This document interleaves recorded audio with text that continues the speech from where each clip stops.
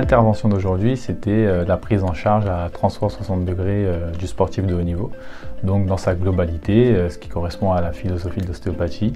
Donc aux invités, à ceux qui ont été présents aujourd'hui, c'était de les informer sur comment prendre en charge, par quels moyens, par quel outil, et en même temps comment ça se passait justement dans l'organisation d'un club, d'un effectif, d'un staff, comment se gère la communication, la prise en charge générale du sportif.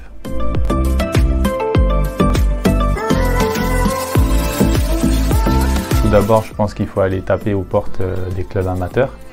C'est toujours mieux de commencer en bas parce que de toute façon, dans ce milieu-là, ça marche quand même au réseau, à ce qu'on a fait avant. Donc petit à petit, on s'exerce, on travaille dans les petits clubs, on monte.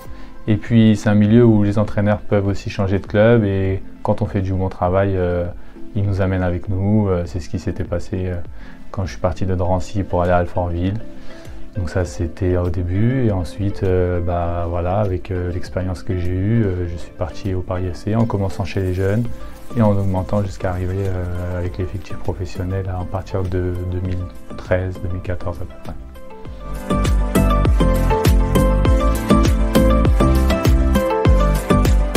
Oui, c'est primordial de se former. De toute façon, quand on arrive dans des structures professionnelles, effectivement, il faut être à la pointe, il faut avoir une certaine expertise qui va passer par l'expérience, mais aussi effectivement par la formation, c'est obligatoire.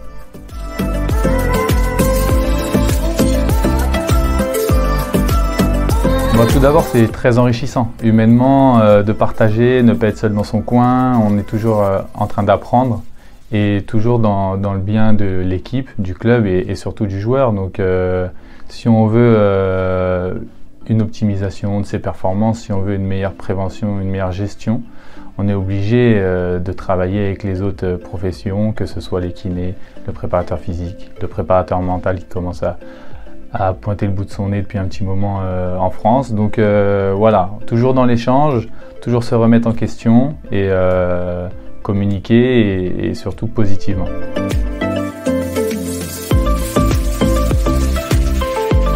Il semblait très important et donc inconcevable de refuser cette invitation.